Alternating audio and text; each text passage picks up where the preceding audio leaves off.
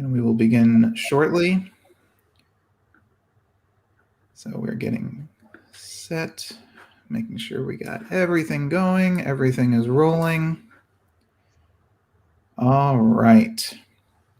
All right. Well, welcome to the final night of the Film Music Media Symposium with another amazing panel here. So thank you for everyone who's joining us live tonight. And if you're watching this recorded, thanks for watching as well. So welcome to part 3 of 3. This is, my name is Savas. I am the founder of Film Music Media. And I'm so excited to be here. This is going to be the sounds of theater and beyond. So let's just jump in and meet our amazing panelists. First up, he is a 4-time Tony nominee for original score and sound design on Seawall, A Life, and The Sound Inside, and orchestrations on Oklahoma. Please welcome composer-orchestrator Daniel Kluger. Daniel, how you doing?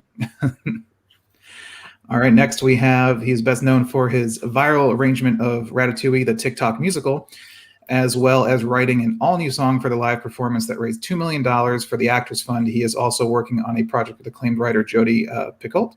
Please welcome composer and arranger Daniel Mertzluft. Hey, Daniel, how's it going? Next, we have another creative talent responsible for the success of Ratatouille, the TikTok musical. She is also the founder of the incredible musical collective, the Broadway Sinfonietta. Please welcome orchestrator, arranger Macy Schmidt. Hey, Macy, how's it going? And last but not least, they are the incredible music duo behind Disney Animation's Olaf's Frozen Adventure and Apple TV's Central Park. Please welcome songwriter, lyricist Kate Anderson and Elisa Samsel.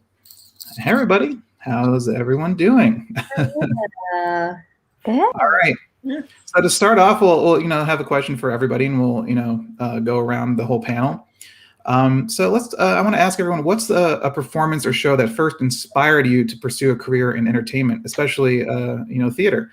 So let's start with Daniel Lamb. We'll start with you. Sure. I would have to say I have a very specific memory of downloading from LimeWire, for anyone who remembers LimeWire, the movie version of Seasons of Love from the movie Rent. And it was the first time that I'd really been exposed to Broadway. And it changed everything for me. I have such a vivid memory of that on my little iPod Nano listening to that. And that was really from there, it's been nonstop. All right, let's jump to the other Daniel K. We'll go with Daniel K. I think for me it was the televised version of Into the Woods. That must have been 6 or 7. Oh wow, yeah, impressionable age, yeah, for sure. Macy, how about yourself? Oh yeah, well, musically speaking, the first show or performance that inspired me to pursue a career in entertainment was probably the fireworks show at the Disney parks. I wasn't raised in a musical family, so I wasn't taking piano lessons from a young age, and it was one of the first times that I was I hear all these songs from the movies that I recognize, but they sound different somehow. Why is that?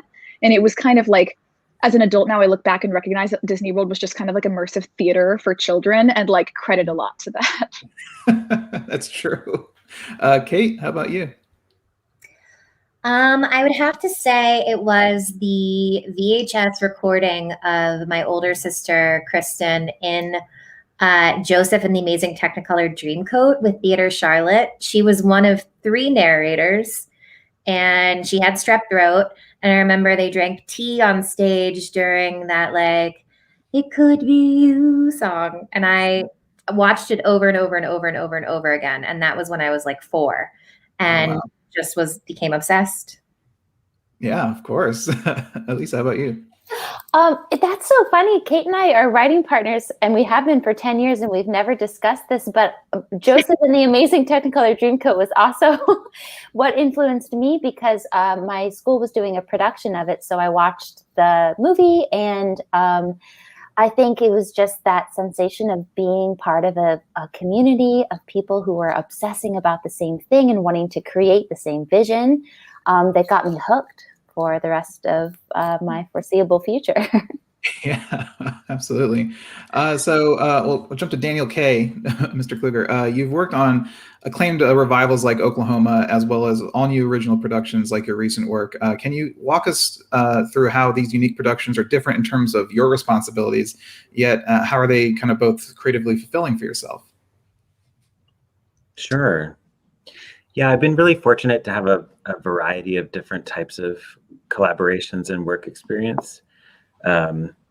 Fundamentally, it's the fundamental approach is the same. It's organizing sound in a collaborative process. So on Oklahoma, I arranged and orchestrated the piece for a small bluegrass ensemble, and got to take the full orchestration and reduce it and try to preserve all the detail and musical architecture of Robert Russell Bennett's full orchestra. Yeah. And but I spend most of my time doing scoring and working on plays and film and podcasts. And fundamentally, the way you organize music horizontally and vertically around drama to support a text and a story, it's the same practice regardless of the tools that you're using. Do you find that each kind of areas tickle like a different creative part of your brain?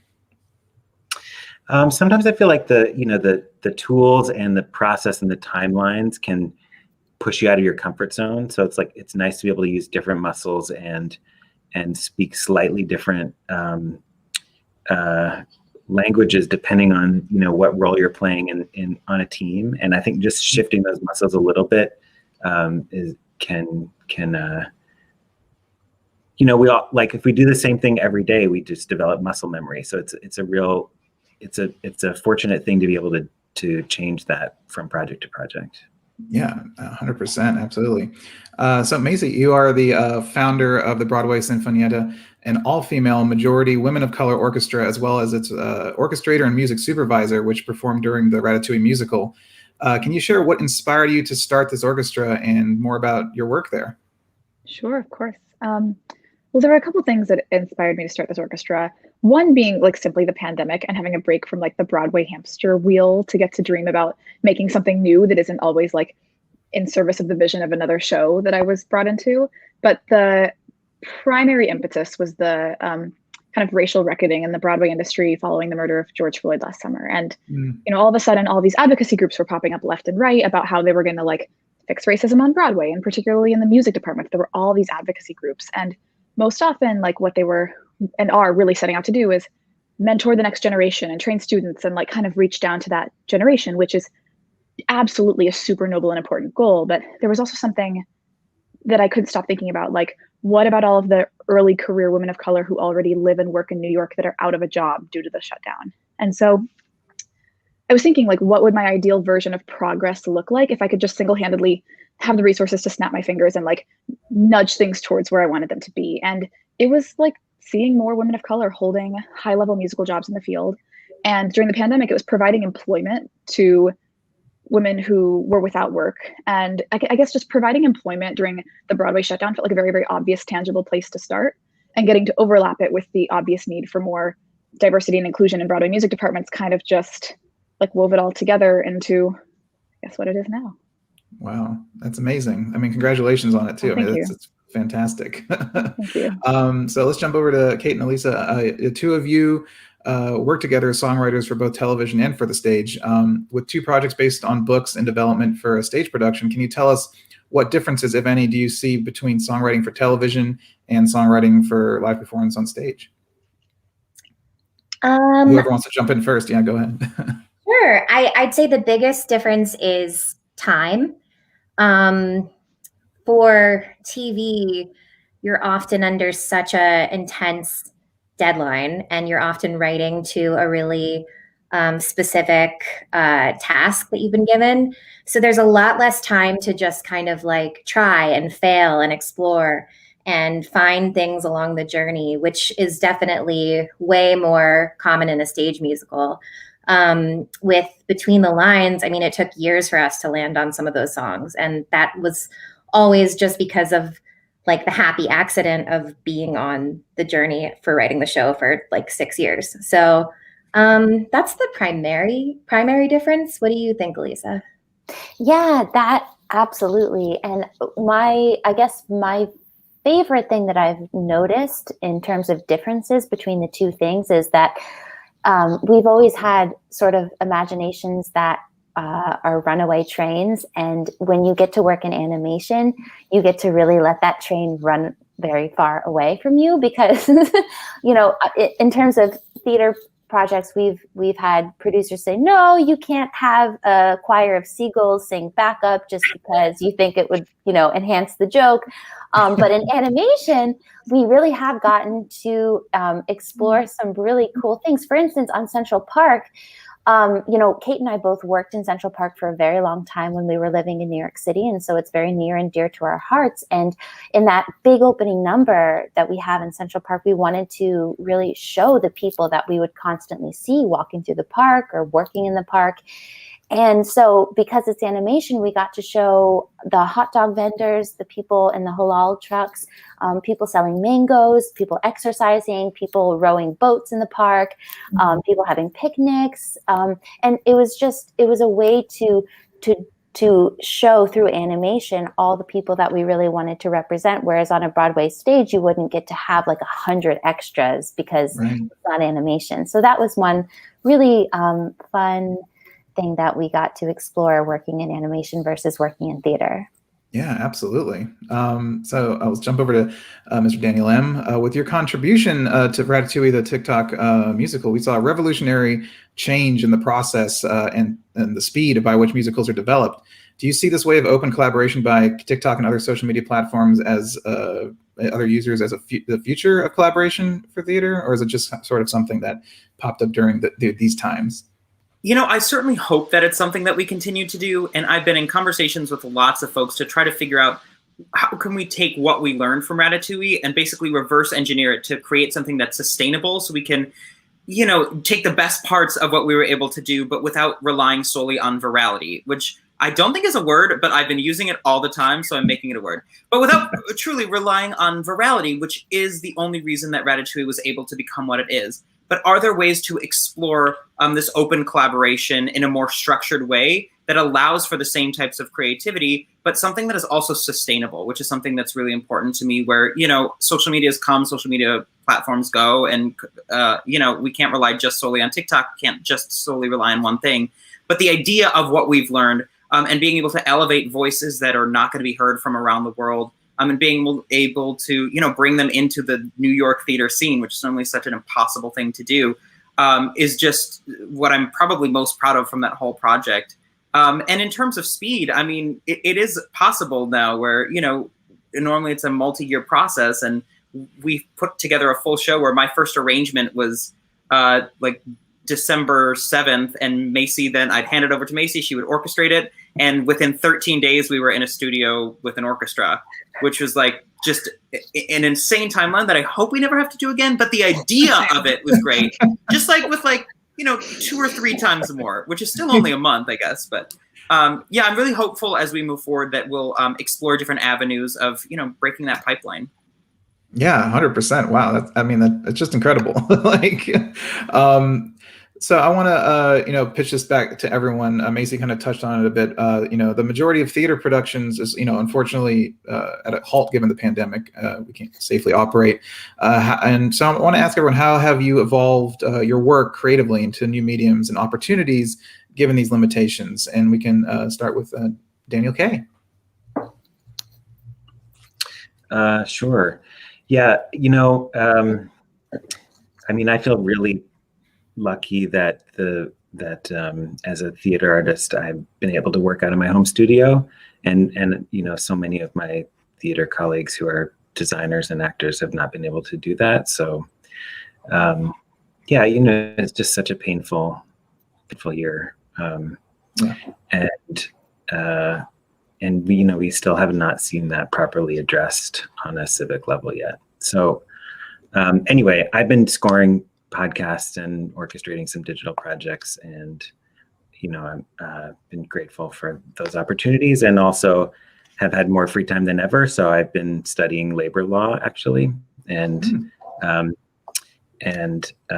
been exploring, other aspects of my person that you basically don't have time to do when you're in production constantly. So, yeah, 100%. Daniel M. Daniel M., how about yourself? How have you adapted and kind of evolved during these times? Yeah, similarly to what Daniel K said, is that as a writer, I'm really lucky because even though like nothing is specifically getting produced, like, on a real stage, I've been able to write, and I've since the beginning of the pandemic have just been writing and writing and writing. So as we're able to open up again, I'm going to have all of this new stuff that I'm excited to share. But, I've also adapted to online, and I found TikTok as a perfect place to work because you have 1 minute to tell a story. That's it. And it's been such a fun challenge to say, okay, like you don't get two verses to tell the story. You get one verse, one chorus, and like maybe a reprise of the chorus, which has been such a, I like to say boundaries are freeing. I'm sure Kate and Lisa have heard that quite a few times. But boundaries are freeing, and it's like the idea of having 1 minute to tell a story is amazing. So I've been able to do that and adapt in that way. But also, what Daniel has said is sort of like pursuing things that I've never really done, where I've really focused on producing my own demos and getting to know Logic so well, which are great skills to have. But when would I have time to like sit there for 8 hours in Logic to like try to fake orchestrate one song? And now you're like, well, I got nothing else to do on a Saturday, so it's the best time to do it. But I'm really lucky to have been able to continue to work. And I feel like there was moments in Ratatouille where I was texting with Macy and our music director, Emily Marshall, at like 3 a.m. And we were like on Christmas morning, 3 a.m., like mixing. And I was like, honestly, I've missed this so much. Like, it's sort of nice to be back in that routine. Wow, that's amazing. Macy, how about yourself? Yeah. Oh, wow. Truly same. I mean, from a creative standpoint, prior to the pandemic, I just wasn't really like generating much of my own work. I was really like in a hamster wheel of like developmental projects where I was working for music supervisors and like on this slew of developmental shows where like my role was to serve the task of that show. And so with the Sinfonietta, there's been like an element of self-producing that I hadn't really anticipated, where it's like, I'm not used to being able to be like, okay, I want to do this song in this way and reimagine it and have a full orchestra and just secure funding for it and like just generate that work. And I've just never had the time or space or ability to think of something from scratch and do it, because I've been just very, very used to like having a task and completing the task and that being how it works. But in kind of a technical level, the way I've had to approach recording has been very different, because like I can't get a whole orchestra in a room at once during COVID. And so like the COVID compliance of it all, I mean, especially for Ratatouille, the COVID compliance of it all has been probably the biggest limitation. I mean, when we do sessions for the Sinfonietta, which is also how we recorded Ratatouille, I've been splitting the orchestra into chunks where there's like the rhythm section and the string section and the woodwind section and the brass section. And of course, everyone's like extensively COVID tested, but you basically have to do the same thing 4 times that you could do once in a room. And it's having to figure out how to make that safe and musically coherent and not wildly expensive. So I guess in short, the evolution of my work in the pandemic has just brought about a lot of click tracks and like no more conducting, it's all click tracks.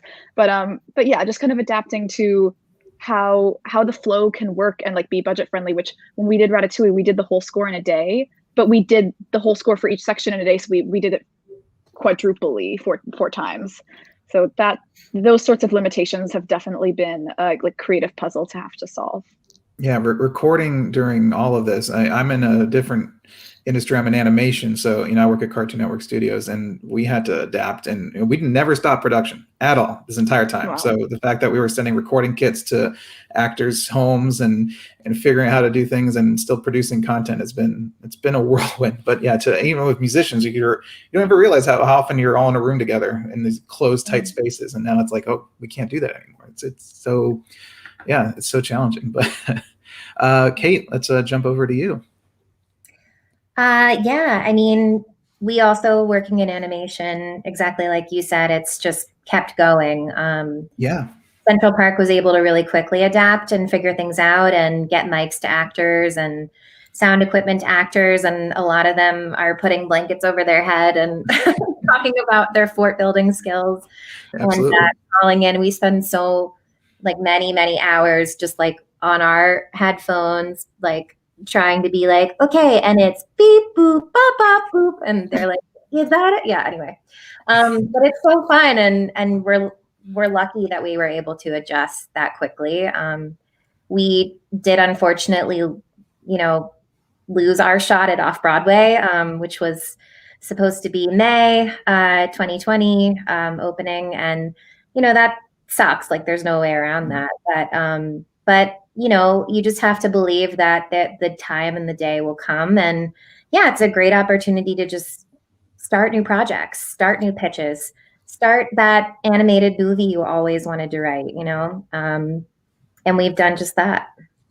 Yeah, absolutely. I mean, anyone who's out there sitting at home and wants to write, this is the time. You have no more time right now to do it right. If you write music, screenplays, whatever. But Elisa, let's jump over to you. Yeah, I mean, just to piggyback off of what Kate said, I think that the most, I like to focus on the positives, and the most beautiful thing to have come out of all of this is the collaborations that we have sort of just made up, during this time. When you go through something as existential as this, when the one medium that you had all your eggs in goes extinct for a little bit, you have to think about, well, what really matters, and what do I want to say, and what are the stories that I want to tell, and who do I want to tell them with? And so we've had some really beautiful collaborations pop up out of the blue, because I think a lot of people went through that same experience of, well, if I can't be doing what I thought I was going to be doing, then what do I want to be doing, and who do I want to be doing it with? And I'm really excited about a couple of the projects that we're working on. And even if they never see the light of day, I think that there's an itch that we're scratching creatively, and there's got to be some good that comes out of that, I hope. Yeah. We keep joking that we might never meet till opening night on Broadway in person, and we'll be like, oh, that's how tall you are. Oh my God. Yeah, because some of our the two projects that we're so excited about, we've never met them in person. We've only met them over Zoom. And, we just, yeah. Wow. Yeah, that'd be, that would be climactic for sure. Yeah, sure. We love a good surprise. It's all about the good surprise. Yeah. So this is, another one for everyone. So theater seems to be, influencing film and television a lot these days. And of course, dating back, to the beginning of film, it's always on a kind of an interchangeable format, theater and film, and vice versa, going back and forth. With more musical content and talent performing both worlds, and given everyone's theater roots, does this inspire you as a creative? And what do you see coming from this? What are the benefits that come from all this? And then we can start going back the same way we start with Elisa. My hope is just that new stories get to see the light of day.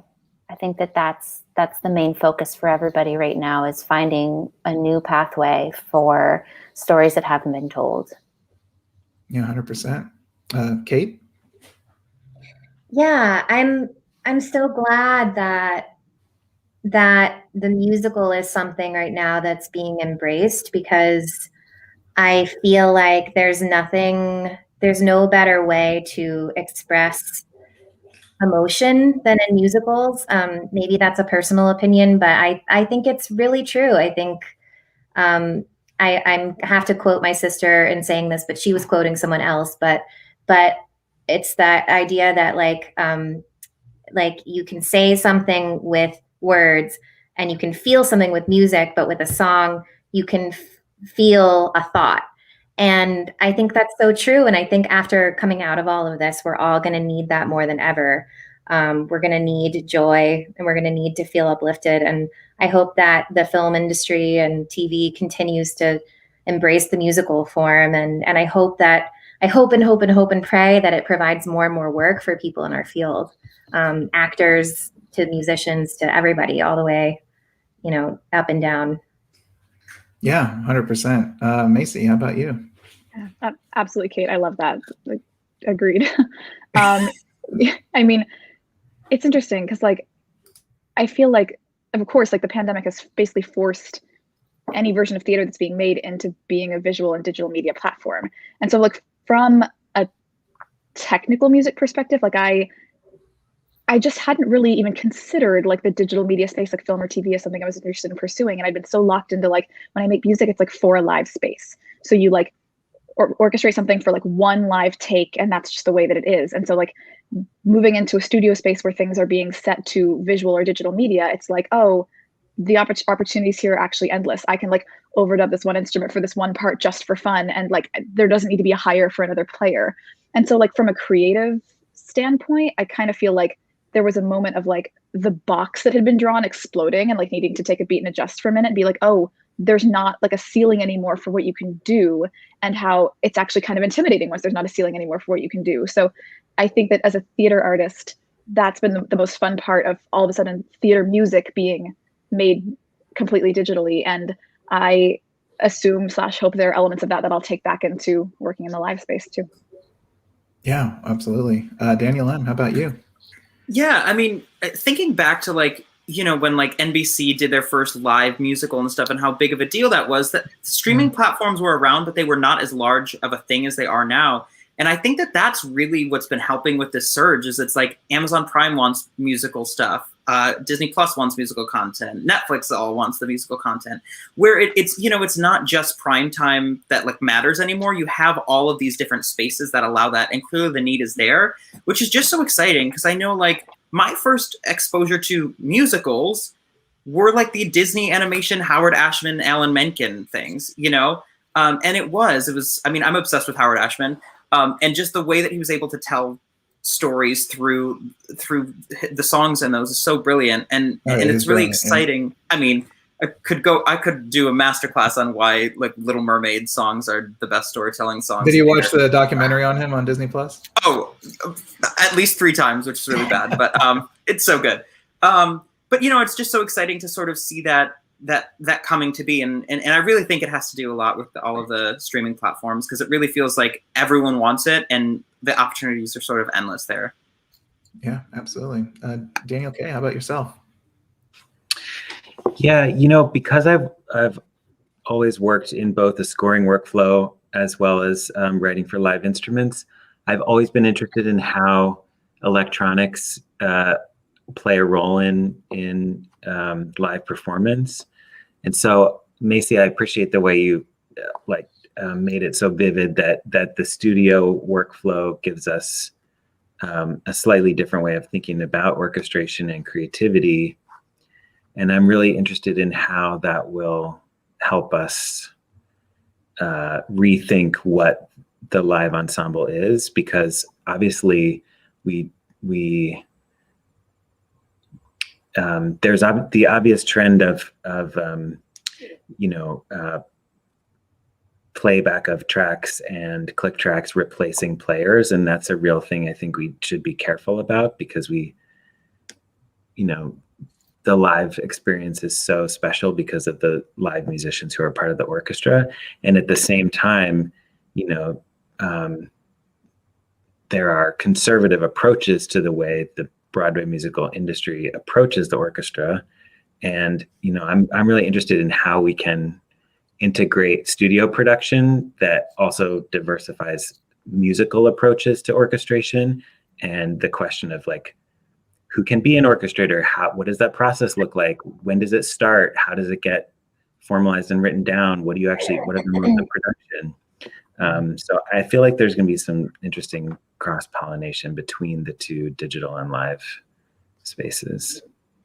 Yeah, I'm interested because I know we were, Daniel, you were talking about streaming kind of becoming this huge thing, and I remember when Disney Plus put Hamilton on there, I think that was a big deal. And I'm curious. I mean, and you were mentioning that is it a good thing that people have better access to this? Is that the medium that it's meant to be experienced in? Because I know a lot of people can't get access to live theaters all the time.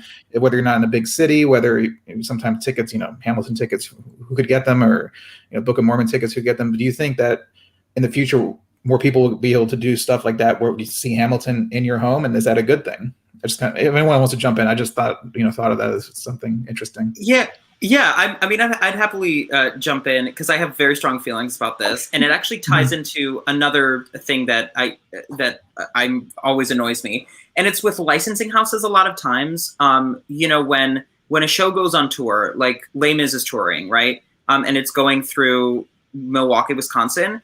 All the licensing houses have to pull all of the licenses for those, right? So like no high schools around Milwaukee for like 100 miles can perform it.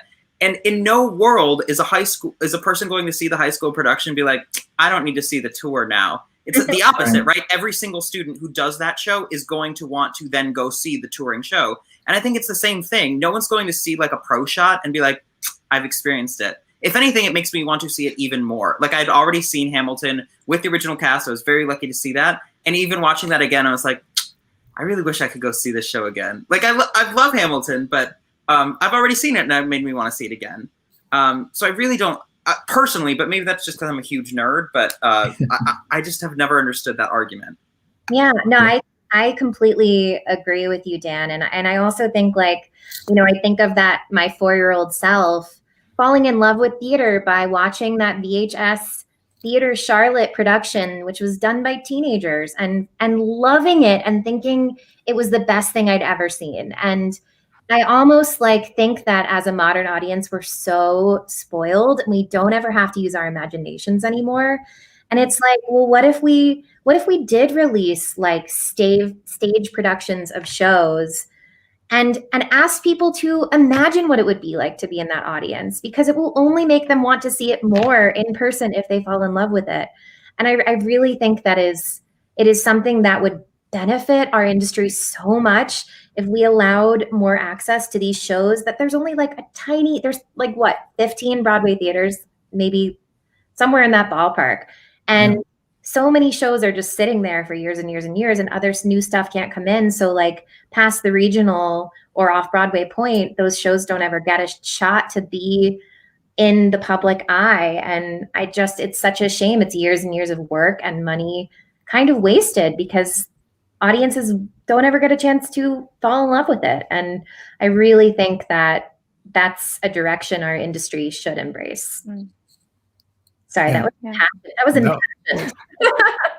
No, that was great. Does anybody else want to jump in? Or I totally agree with that. And it's funny because I used to think like the number of seats in the bigger Broadway houses was like pretty substantial. And then, you know, Dan and I have been talking about the statistic on Ratatouille where like how it was like 350,000 people over 3 days were able to watch that, where if they put it in the biggest Broadway house for 3 nights, what, like 6,000 people would have gotten to see it if you booked every seat in the house. Yeah. And so like those statistics are starting to blow my mind, where it's like I'm in early discussions for a project that'll be like hopefully, like COVID permitting, mounted live in New York this year. And from the very, very earliest conversations, it's become an implied factor that the show will be streamed, that like anybody should be able to get online, buy like a $15 digital ticket and like watch this thing, because you're just exponentially increasing the number of people who are going to see it. And also, especially for big shows, like revenue's not just tickets, right? Revenue's merchandise, and revenue's like, there's so many other things that like if you turn somebody on to your show, like you're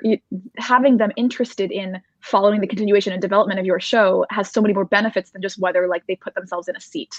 So in echoing Dan, echoing Kate, I think it's here to stay. And I think that, well, I'm not sure whether or not the like adapting for digital theater will stick around. I think that the streaming live theater will stick around.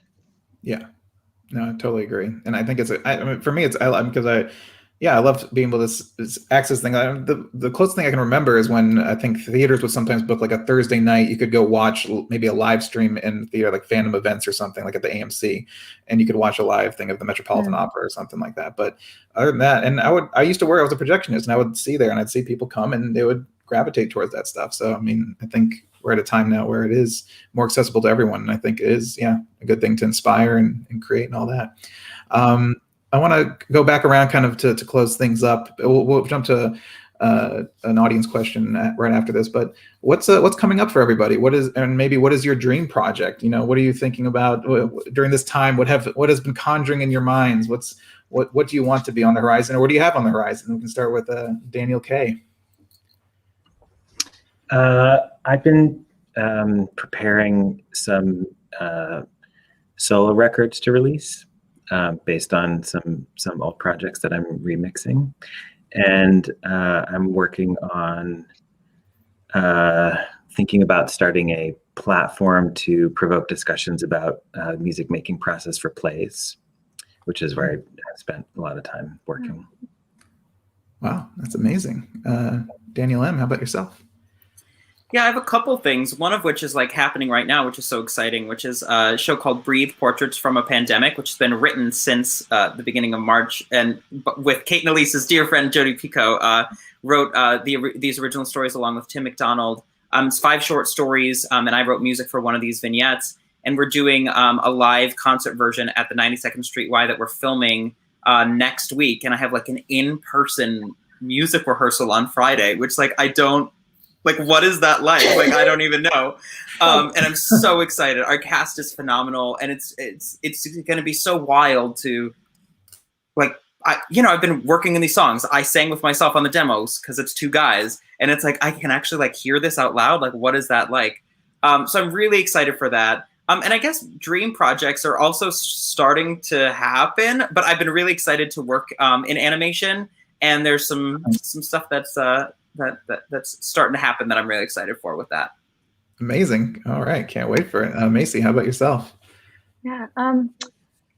Well, as far as coming up, I'm not completely sure whether I'm allowed to share our label partner yet, but the Sinfonietta is gearing up to record our first studio album, which I'm particularly excited about. And we're also working on a slew of recording projects with a streaming service that's about to launch, making Broadway focused content that crosses over into the digital space. So kind of just lots of studio days and recording sessions, which I love. As for a dream project, I mean, I realize this is cheesy and probably not the most glamorous answer, but it would really be a full circle moment for me to orchestrate a Disney Parks fireworks show. That is a bucket list goal. Also, like anything with Dan, everything with Dan. I mean, I literally knew what you were going to say, and I was like, I mean, same. Like, I'm ready. It's that 2000 millennial soundtrack fireworks show broke me. Like, I remember figuring out what orchestration was listening to that. Oh, I have that album. I have the Millennium Celebration because it's so good. It's so good. Gavin Greenaway composed a lot of the music there too, and he's a composer. And if you ever get to other Disney parks, my wife and I went to Disneyland Paris back during our honeymoon, and they had some great performances there and everything that were a little bit different and different songs that we did not hear in the Disney parks here at in Anaheim. So it was pretty cool. Kate, how about yourself? I feel like Elisa and I should answer together. Oh, yeah, jumping in together because you're working on stuff together. Yeah, we're chugging along with season 2 of Central Park coming out in May. We're just finishing up some of the recording sessions for that now and starting some new stuff for it. I don't know if I can say that yet, but it looks like will continue to live, which is great. And we've got a couple irons in the fire. We're really bad at saying no to projects, so we have a lot going on. But I think that's good because so much doesn't happen. And I always tell people if something clicks with you and you want to do it, say yes, because things come and ebb and flow, and it'll happen if it's meant to happen. And so we're just developing a lot of stuff right now, and it's really fun. I wish we could talk more about some stuff, but but we know how things are. You got to keep mum till all the ink is dry and everything can be announced. Elisa, do you have anything to add, or is? No, I mean, I honestly, my dream project would include. Well, if it can't be maybe I could play violin for Macy and Daniel in your Paris, Disneyland extravaganza light show. That would be a dream project. But also Kate and I have 2 theater projects that had theaters and then didn't have theaters. Mm. So honestly, I just keep picturing myself sitting in a theater again, surrounded by people. And even if it's one of those shows, or even if it's just somebody else's shows, I think my current dream project is sitting in a show again, surrounded by people, listening to collective laughter, collective crying, collective gasps, collective empathy for what's going on stage, because I just miss that so much. And it's why I think we all do theater, so that you can have that experience of collectively experiencing something together. Yeah, 100%. I mean, and I would love to we're all just missing hype up Kate and Elisa if I can, because one of the opening numbers from one of those shows is like one of my favorite things ever written for theater. And the fact that like I haven't seen it on stage yet makes me very upset, because as soon as I heard the first demo, I was like, I need to see this on stage right now. That's Yeah. so sweet. So hopefully one day. And maybe I can reprise my role as Drunken Man #2 for the next reading. Yes. Any role you want, Dan. Any role. All right. So before we close out, I want to take one audience question from Elizabeth F. Elizabeth, thank you so much for this great question. Elizabeth's asking, what is the best way that a director or producer can guide you or direct you as a musical creative? And what do you look for in terms of guidance, and what helps you do the best job that you can? And whoever wants to jump in first, yeah, go ahead.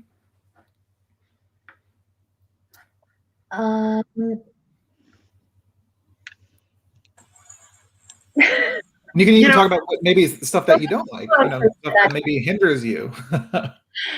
Yeah, I'll take a whack at it. I think like the best thing that a director and a producer can do is to guide, but also trust. When there's too much direction, it can really muddy the creative waters. And I think like the happiest collaborations are ones with a lot of freedom to try things and to take things in different directions and see what works and what doesn't, and to trust that process. That's something I hear from a lot of film composers as well, is that they wish directors would trust them more. Anybody else? Anybody else have? Yeah, Daniel K. Yeah, I feel like some of the best direction I've received is about gives me a clarity of a story that is not clear from the text, and can be a surprisingly rare thing when it happens. But there, some of my favorite directors are able to take complex material and really make you feel, in your nerve endings, what is going on emotionally.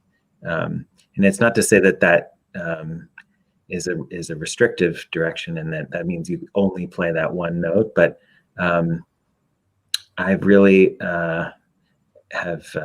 I've actually really appreciated being inspired by the directors bringing their own humanity and emotional read on a scene. Yeah, 100%. I think you need the directors there to give you some sort of guidance and vision for everybody. So if you have everyone on the same page, and if you don't have clear, I guess, direction, you're going to be maybe wandering a bit. And if you have too much direction, then you're going to be confined and stuck on this track. Before we close up, does anybody else want to comment on it, or? No, I mean, it's basically exactly what they said, but it's really just directors and producers who view us all as collaborators, and we're all in collaboration together, versus, well, actually it's my money, so I get the final say, or it's my show because I'm the director and everything, I get the final say, versus, it's a true collaboration. Yeah, 100%. And everything in the visual arts and in musical arts, it's all about collaboration. I think putting ego aside and putting everything together is the best way forward, and it's everyone has the best time then. Everyone does the best work that they can do.